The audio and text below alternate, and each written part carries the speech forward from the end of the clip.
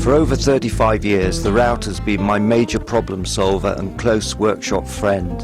In fact, over the years, I've got my hands on numerous routers, whether it be testing them for magazines, including them in my books and DVDs, or using them on my teaching courses.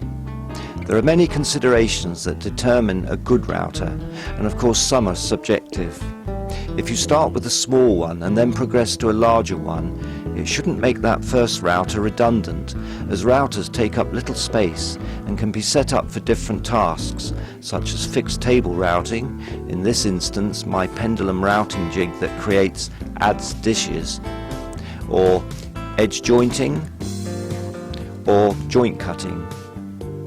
When you think about it, the router really is an incredible tool, as the sheer range of cutter types, which are highly precise bits of metal spinning at very high speed, in conjunction with endless manufacturers and shop-made jigs, make it the most versatile tool in the world.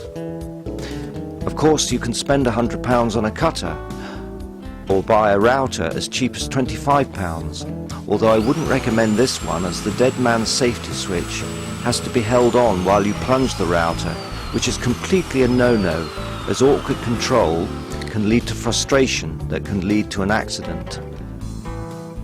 So, ease of use and safety have to be priorities, but so also are quietness, plunge stroke, fine depth and fence adjustments, and dust and chippings takeoff. And then seemingly minor considerations such as the length, thickness and flexibility of the power cable, and the visibility of the cutter not hindered by the dust takeoff. You know, it's a bit like mobile phones. There's hardly a single one on the market that combines all the essential features, and it's only when you get it home that the shortcomings are revealed, such as battery life. Well, for many years I produced furniture with this 1850 watt half-inch router, which is easy to use but fairly hefty. Now, in the autumn of my youth, if I were to take just one router to my desert island, it has to be the one I tend to almost unconsciously pick up most days.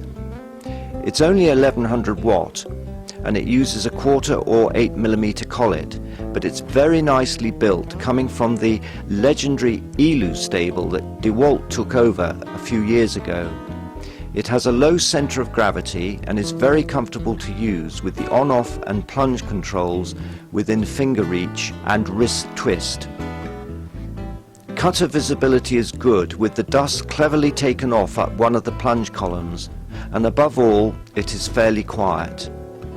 There is a certain delicacy to using a router that's not a big beefy brute, and after all, this is the art of woodworking.